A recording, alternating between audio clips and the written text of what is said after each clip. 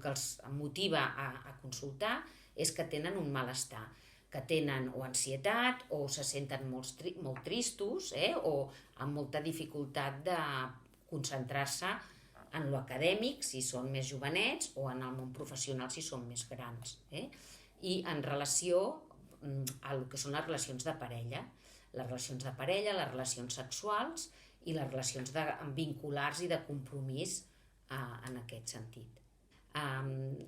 Depèn de l'edat, tenen un cert tipus de malestar o un altre. Són etapes evolutives diferents i llavors les motivacions bàsiques tenen a veure amb les relacions amoroses.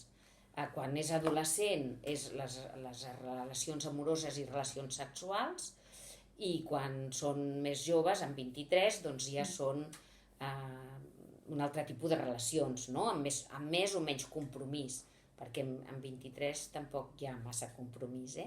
Aquest és el motiu de consulta.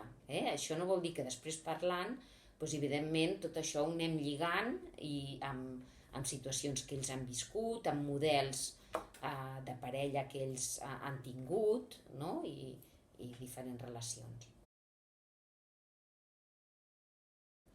En principi té a veure amb la manera de ser de la persona. Hi ha persones més introvertides i altres més extrovertides, i depèn també de les relacions vinculars, no? Tampoc no ho explicarà tothom igual, potser ho pot explicar als pares o ho pot explicar al seu millor amic o la millor amiga, no?